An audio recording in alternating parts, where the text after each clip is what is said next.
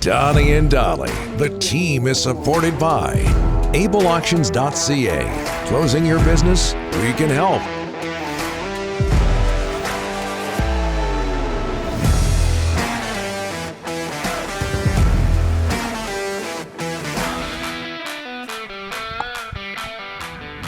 Just ahead of Paul Dolan standing by. All of our guests today are sponsored by Passat Motors. It's no tax November at Passat this month. Let Passat pay the GST with the purchase of your next new-to-you vehicle. Learn more at basantmotors.com. Just before we get to Paul and some soccer talk, Delaney's OK Tire and Langley inbox, unsigned. Just ripping into Ryan and I, unsigned. We want to know who's doing this. Good. It's actually a pretty good text. Old Man Donnie and Giggles Henderson.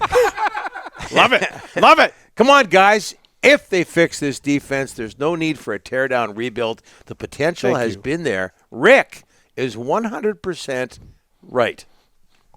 Yeah, maybe don't sign your text. As we bring in Paul Dolan after Canada falls 4-1 to Croatia yesterday, meaning our country will not advance to round 2 at the World Cup in Qatar. Paul, thanks for doing this. How are you? I'm doing well. Disappointed, obviously, with the final outcome yesterday.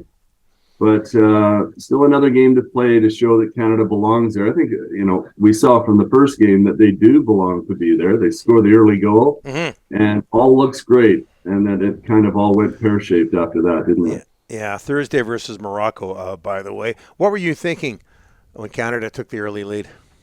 Oh, I said that first game that we called was the most exhilarating game that I've ever been a part of in a kind of a play-by-play role. But to see that goal go in, and it wasn't just, it wasn't an own goal, it wasn't a penalty. It's funny because John Herdman actually mentioned, I know he was joking that when Alfonso missed the first one, well, we want a real goal to start things off. That was a proper goal. Beautiful goal. Milan Borjan plays it long. Kyle Larin in the space, brings it down nicely, quickly into Tejan Buchanan down the right side, and then the perfect ball into the area with Alfonso Davies steaming onto it from that kind of left wide position and powers it down. Just a beautiful, aesthetically pleasing goal. And you saw the place, it was liftoff in there. The Canadian fans were going crazy. The Canadian players were going crazy. And I just felt, even after that, for about the next 20 minutes, the lines between defense and the midfield for Croatia were massive. Canada was picking up space in the gaps there. They didn't necessarily test the keeper again, but it felt a lot like the Belgium game. And I thought, here we go again. I really felt Canada in the ascendancy, the team that was going to score the next goal. And then Croatia woke up. And all it took was a little bit of magic from Luka Modric, his pass that kind of flicks around the corner, that creates that first goal. And then Croatia doesn't panic. That's where their experience comes into play. And they settled down, they played their game, and then it was Canada chasing the ball the rest of the game. Should John Herdman regret his F Croatia comment? I kind of dismissed it a little bit the last time we spoke. Yeah. And you don't think that these types of things. Croatia is the defending finalist, along with France, of course. They are one of the best teams in the world with one of the most experienced group of players in the world. That in and of itself is not what spurred Croatia on. But it didn't help. In hindsight, it did not help. And I think more than anything else, it was, yes, have belief in your own team, but to actually use those words specifically against Croatia. The coach said it. We're the defending finalists here. Have a bit more respect for us. And in the end, I don't think it's the reason that Croatia was extra G'd up or anything else. They play their game. They have the experience to not be too worried about allowing an early goal. They know that there's a long way to go. If they played it the way that they normally play, they're going to get their chances, and of course they did. So it's not the direct reason. It didn't help. And if there was any motivation, as you heard Kramaric, the 2-goal scorer, say, it was on their minds. He mentioned it in the post-game show. So probably one that John wants back. He's very good about admitting when he makes mistakes, and he did. He said, I'll take that one on the chin and use it as a learning going forward. So hopefully the Canadian team can come up with something in the last game against Morocco. Paul, this Canadian team is young. Did you see any of that yesterday? A young team. They get off to the great start, and we're all doing cartwheels on our couches and watching this and going, holy smokes, 67 seconds in. What happened after that? I don't know that because of the youth, they got ahead of themselves. I think, if anything, it was a good thing because they believed, and the way they were playing was good. Like I said, the spaces were there. They continued to attack. I will say maybe a little bit naive with that goal lead and a long way to go, that it wasn't tighter defensively, meaning that, of course, you want to send players forward and be aggressive because that's the way you scored the goal, and that's the way you had success against Belgium, albeit not scoring in that game.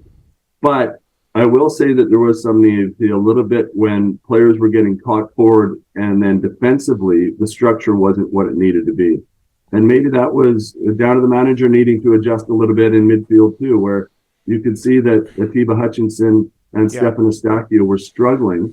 Remember, these are two players that came into this game on a little bit of unfitness, right? Like Atiba Hutchinson hadn't played a full 90-minute game himself, had only played a couple of games at Besiktas, and then the preliminary game against Japan, and of course Belgium. But a quick turnaround. Remember, this World Cup, the turnaround is a little bit more compressed as they try to get it in a winter season. So 4 days between games instead of 5. I think that took a toll on Canada. So that's kind of where the game was lost, that stability in midfield, I think, against maybe the best midfield in the world and one of the best midfielders in Modric. So that's where it kind of turned, and there wasn't really a tactical shift to adjust that until the second half, really.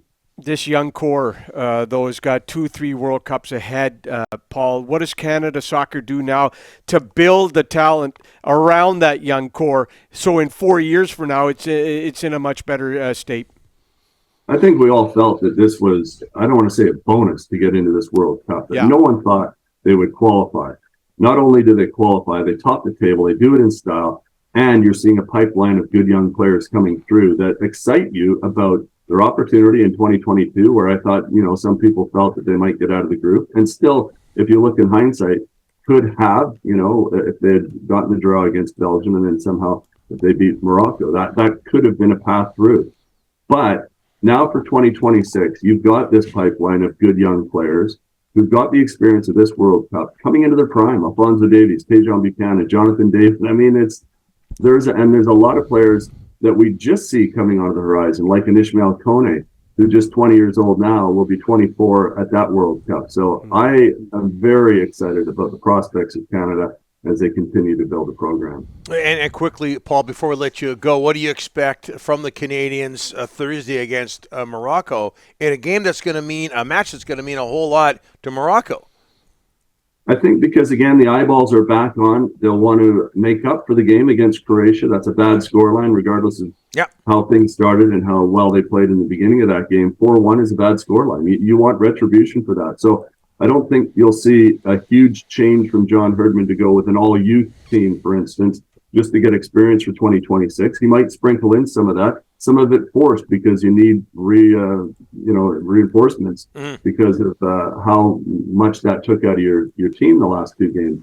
But with everything on the line for Morocco, I like Canada going in aggressive, maybe with a bit of a tactical shift again to make sure that you're not getting run down by a Moroccan team that's got really 2 super strong players in particular, and Ziyech and Hakimi down the side. You've got players that are at the very top level of their game. It'll be tough for Canada, but they'll want to win that game and go out in style. I think Canada will. Dolan, we'll talk to you on Thursday. Thanks for this, my friend. Okay, guys. Take care.